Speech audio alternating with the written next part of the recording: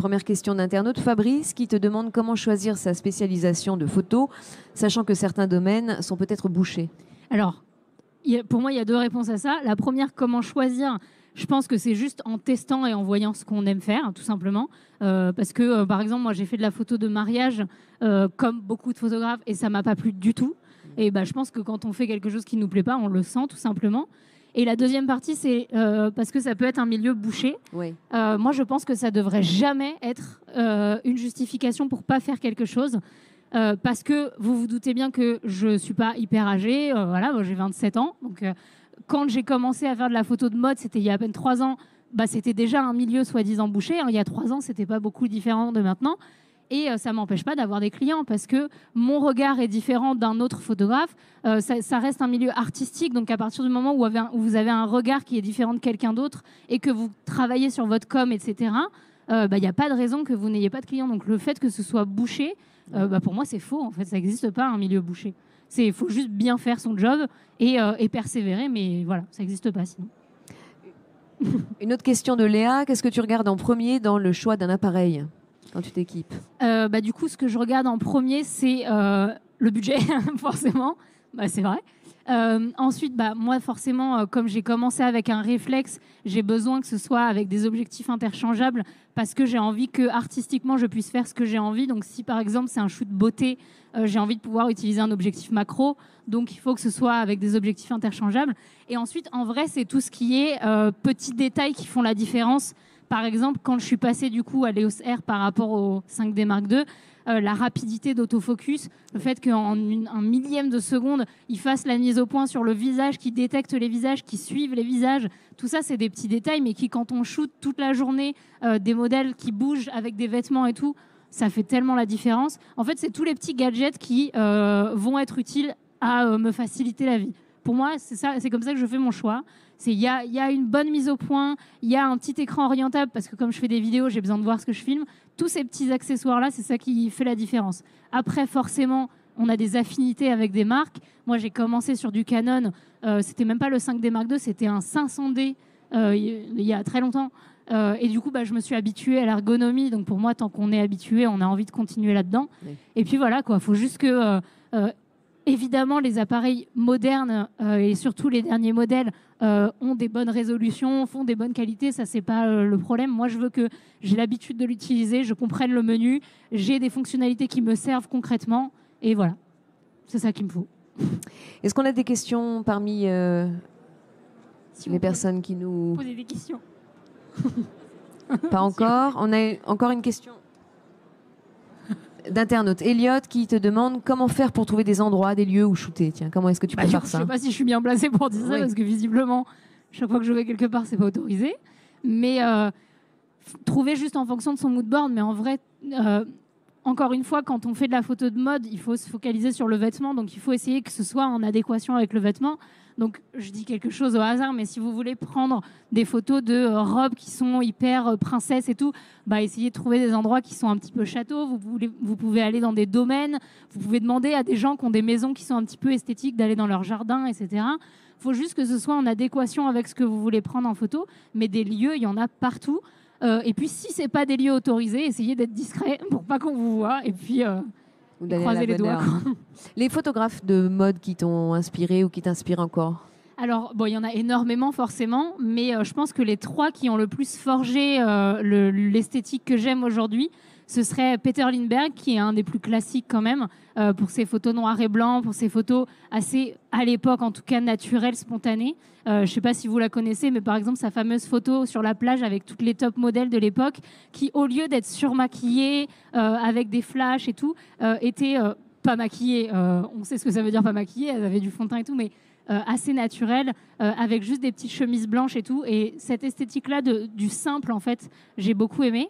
Ensuite, il y a Lara Jade, ou Lara Jade. C'est une photographe londonienne qui vit maintenant à New York. Et elle fait du coup de la mode et de la beauté. Et pareil, en fait, ce que j'aime beaucoup, c'est qu'elle essaye d'avoir quelque chose de simple, épuré et intemporel. Même si c'est difficile d'être intemporel, mais en tout cas, je trouve qu'elle y arrive assez bien. Et la dernière que j'aime beaucoup, c'est Peggy Sirota. Aucun rapport, mais en fait, elle, c'est une photographe qui prend des acteurs et tout pour les magazines genre Vanity Fair, Hollywood Reporter. Et elle, en fait, j'aime bien son approche à la séance photo, plus que ses photos. J'aime beaucoup ses photos. Mais en fait, elle, le but, c'est on met de la musique. En fait, elle prévoit pas de séance photo. C'est on loue un lieu incroyable où il y aura plein de spots, genre des grandes villas avec des piscines. On invite l'acteur et en fait, toute la journée, on met la musique à fond, on mange, on boit et on prend des photos pendant toute la journée. Et l'acteur peut faire un petit peu ce qu'il veut. Et il y a des photos comme ça, celle de Robert Downey Jr. Qu'elle avait fait. Enfin voilà, c'est l'esprit de comment elle approche sa séance photo que j'aime beaucoup. Même si on peut pas se permettre de faire ça en mode, mais j'aime bien m'en inspirer quand même, quoi. Une question, Lina, comment est-ce que tu t'es venu le goût de partager et de ton savoir-faire et de faire de la formation? Ça, en fait, je sais pas, je pense que c'est un peu inhérent au fait d'avoir envie de partager, mais c'est du coup quand j'étais sortie de BTS photo, alors je ne dois absolument pas critiquer le BTS photo, au contraire, moi j'ai appris avec ça, mais c'est vrai que je me suis rendu compte que déjà, tout le monde ne pouvait pas se payer un BTS photo, parce que c'est, sauf si c'est l'école publique, et il n'y en a qu'une seule à Paris, mais sinon c'est du 5 000 à 8 000 euros l'année, donc c'est quand même énorme. Tout le monde ne peut pas se payer une école comme ça. Donc déjà, j'avais envie de pouvoir donner ce que je savais aux personnes qui ne pouvaient pas se payer des BTS. Et en plus, parce que du coup, moi, à l'époque où j'ai fait mon BTS, il y avait plein d'éléments que je n'ai pas appris dedans. Tout l'aspect business dont je parle aujourd'hui sur YouTube et tout, je ne l'ai pas trouvé dans mon BTS. Et puis l'aspect artistique, parce qu'il y a des écoles où le but, c'est quand même de nous apprendre la technique, mais l'artistique, c'est à nous de le trouver tout seul. Et du coup, comme je ne trouvais pas ça à l'école, je me suis dit qu'il fallait le faire sur les réseaux.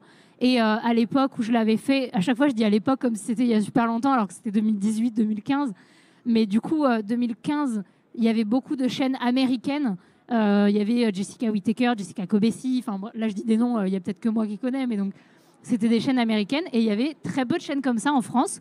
Donc je me suis dit, allez, fais ta chaîne et puis on verra bien, quoi. Donc c'était ça, en gros, c'était d'avoir envie de donner le savoir que j'avais eu et que les autres ne pouvaient pas avoir, et de parler de choses qui m'avaient cruellement manqué dans le BTS. Les conseils techniques que tu donnes? Alors les conseils techniques, j'en donne pas beaucoup parce que c'est pas mon fort, dans le sens où je me focalise pas là-dessus. Mais du coup, c'est plus sur essayer de comprendre ce qu'on prend en photo. Quand je dis pour la mode, c'est les vêtements, etc. Essayer de comprendre c'est quoi le sujet. Parce que voilà, si on veut faire une photo là je revois la photo cosmétique. Oui. Si on prend des photos cosmétiques et qu'on commence à prendre un 24 mm qui est du grand angle et qu'on essaye de faire des photos de la modèle, voilà, essayer de se focaliser sur ce qu'on veut prendre en photo, d'adapter le matériel à ce qu'on veut prendre et voilà. Mais après, c'est vrai que la technique, c'est vraiment pas ce sur quoi je me focalise. C'est une fois qu'on a appris le triangle d'exposition, la balance des blancs et tout, et qu'on sait prendre une photo. Pour moi, la technique, c'est mon assistant. Et une fois que ça c'est fait, c'est dans l'arrière de ma tête, mais c'est pas sur ça que je veux me concentrer, quoi. Est-ce que la retouche photo, c'est quelque chose d'important? Oui, je trouve que c'est quelque chose d'important. Alors après, ça a mis longtemps, et ça changera encore, de trouver ce qui me plaisait dedans.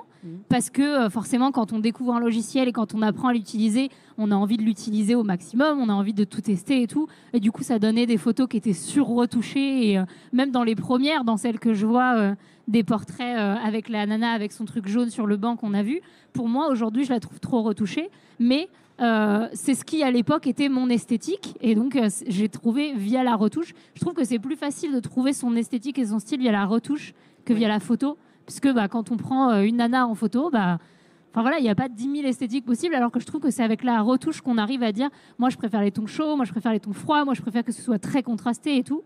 Et en fait, aujourd'hui, la retouche, pour moi, c'est comment mettre en avant les petits détails que je voulais qu'on voit à la prise de vue, que j'ai pas réussi ou qui était juste pas possible de prendre à la prise de vue.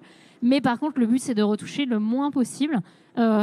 Moi, perso, j'ai genre 3 calques Photoshop, j'utilise tout le temps les mêmes. Mais je sais que ça va être l'esthétique que j'aime, ça va être les petits tons chauds, les petits tons ocre. Et après, j'essaie pas de sur-retoucher. Mais par contre, je pense que c'est avec la retouche que je donne mon esthétique finale à la photo et que ce serait pas du tout la même chose sans.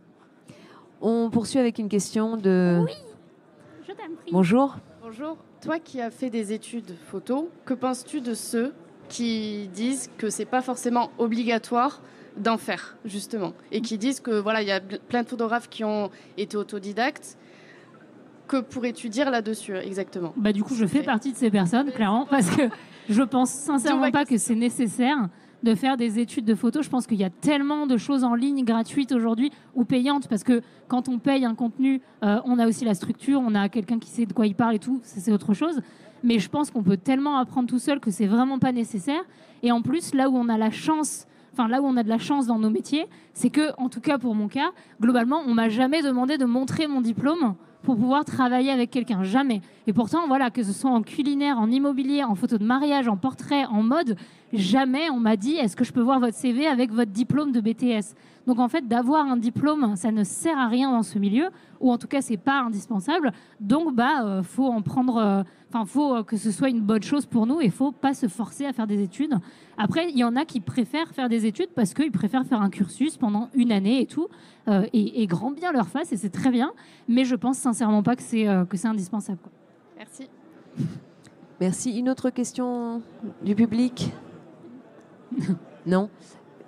J'ai une question de Will qui te demande, ça te prend combien de temps entre la réflexion sur un projet, le shooting et la post-production? Alors ça, c'est une très bonne question. Si c'est un shoot pour moi, forcément beaucoup plus de temps que si c'est pour une marque, parce que pour une marque, généralement, c'est un peu à eux de faire ce travail-là. Mais quand c'est pour moi, ça peut être 2 jours si je suis pressée et que j'ai besoin de faire des photos, comme 6 mois. Je veux dire, là, ça se trouve, j'ai des idées que je commence à peine à avoir, où je me fais un petit moodboard et où dans 6 mois, je vais trouver une équipe et tout. Mais généralement, si j'ai besoin de faire un shoot, par exemple, je sais pas, je me dis que là, j'ai pas de photos de montres. Bon, là, c'est le cas parce qu'on en a vu une, mais imaginons que j'en ai pas. J'ai envie de contacter des marques de montres. Si toutefois, je veux organiser un shoot, clairement, ça peut me prendre 2 jours pour me dire, bon, écoute, je vais analyser un petit peu les marques qui existent, qu'est-ce qu'elles font, quelles sont leurs esthétiques. Elles, je l'aime bien, j'aime bien le fait qu'ils utilisent plus des contrastes et des couleurs bleutées. Et ensuite, je vais faire un moodboard, ce qui me prend en général 1 heure parce que je suis accro à Pinterest et que du coup, j'ai déjà beaucoup de tableaux sur Pinterest qui sont préfaits. Ensuite, comme ça, je donne toutes les étapes en même temps. Une fois que j'ai fait mon tableau sur Pinterest, je crée un moodboard avec juste une petite image, enfin un petit PDF sur lequel il y a 5-6 images. Et après, je cherche une équipe, ce qui peut être le plus long parce que du coup, là, ça dépend des disponibilités de chacun. Mais du coup, trouver une équipe modèle, maquilleuse, styliste, en général, ça peut prendre 1 journée si les gens sont assez réactifs, surtout quand on commence à avoir un réseau.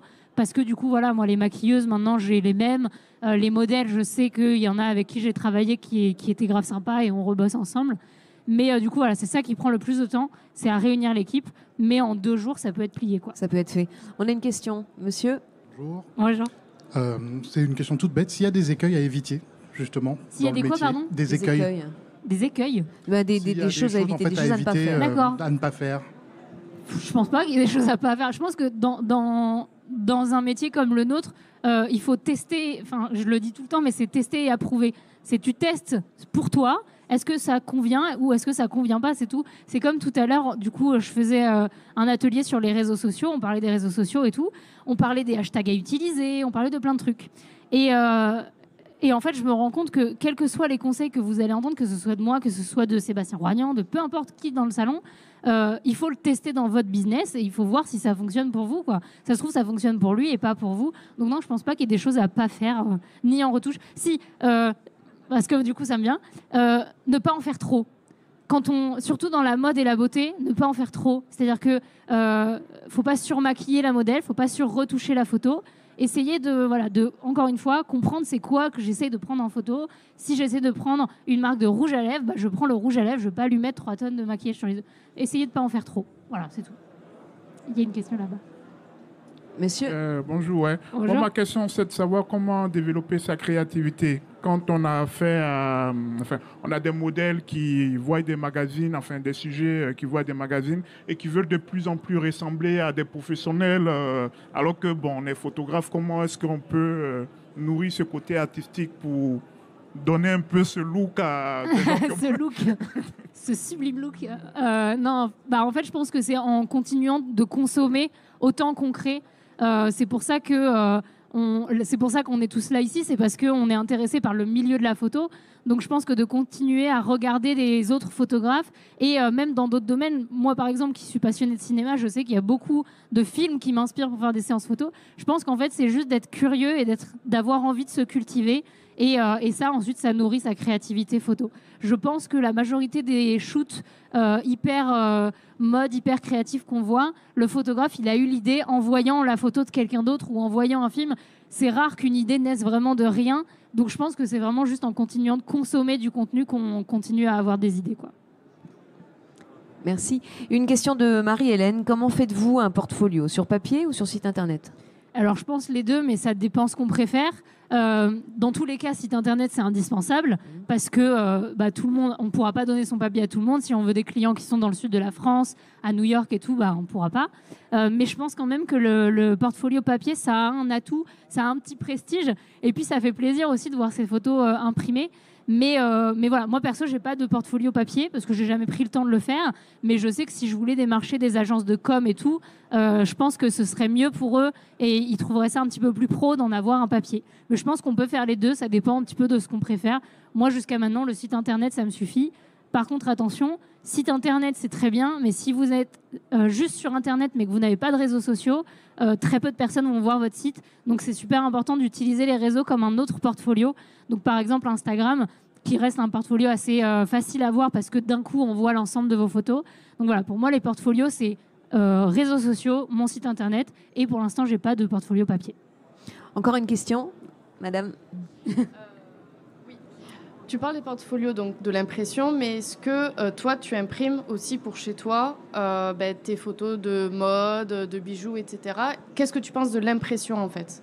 Alors, je pense que, en fait, moi, je le faisais pas, et je l'ai fait récemment parce que je voulais changer la déco de chez moi et parce que dans mon salon, je raconte ma vie, mais dans mon salon, j'ai mon petit espace bureau et donc du coup, je voulais vraiment que ça se définisse que c'était mon espace bureau. Donc je me suis dit, je vais mettre de mes photos. Et donc j'ai imprimé mes photos.